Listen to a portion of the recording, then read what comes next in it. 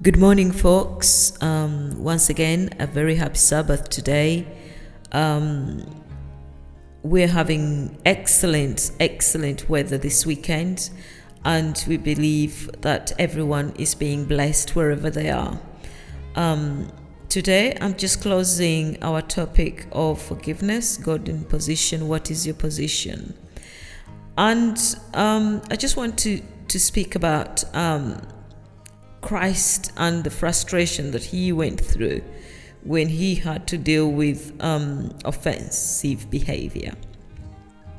When he lived among men, Christ was 100% God, and therefore exercising mercy was 100% natural to him. However, his frustrations on several occasions indicate that he was also human, 100% human. He showed human emotions when he cried at Lazarus' funeral. He dealt harshly with the traders in his father's temple.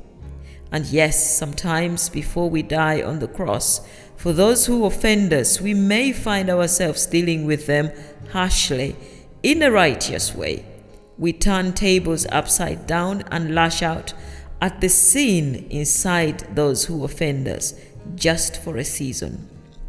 Those who accused Christ of many crimes, including healing a man on the Sabbath day, failed to bring him down with accusations of feasting with sinners, such as tax collectors and hookers alike, having a dialogue with evil spirits. Unknown to them, Christ was the Lord of hosts, and even the evil spirits behaved themselves in his presence. They were at peace and obeyed his command on hearing his voice, because he was the master of them all. The opportunity to bring Christ down came from, rather, the ministry treasurer, a close encounter, a close friend. Christ knew that Judas had followed him for personal gain, and yet he tallied with him. His behavior was no surprise to him. Neither was that of Peter, and yet he fellowshiped with them day and night. Christ was aware of the growing impatience within Judas and Peter as they worked together. These two men were in it to win it. For Peter, he wanted a high position, and for Judas, he wanted the money. Christ once referred to Judas as the devil. However, his efforts for Judas's restoration never ceased. On the night Judas betrayed Jesus, Jesus broke bread and ate with Judas in the same plate and drank on the same cup, a sign of love and unity.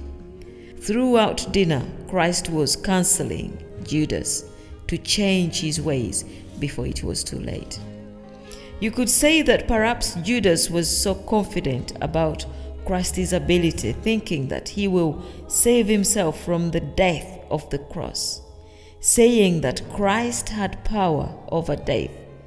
After all, he had raised Lazarus from the dead. When things had gone too far, Judas devised a cover-up plan to save his face and reputation by returning the betrayal deal money. But it was too late.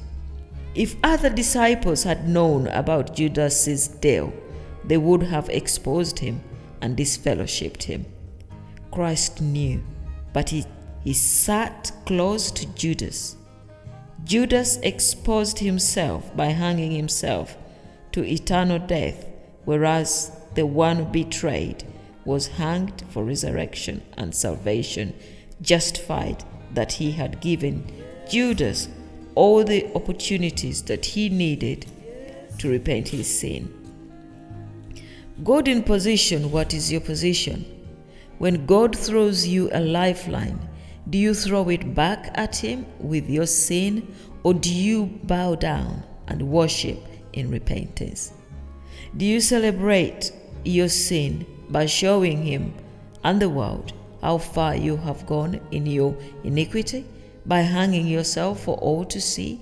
Or do you realize the selfless mercies of God and ask for forgiveness and to be covered, so that your shame is made perfect in him? When Peter received his lifeline, he threw it back based on his position, his understanding, his abilities, saying, I will never deny you, Christ. He did it 3 times, and on the 3rd time, unlike Judas, he bowed down and worshipped, realizing his inability to stand. Many times we say, I will never do that, and swear over our dead bodies. Our thinking is based on our understanding.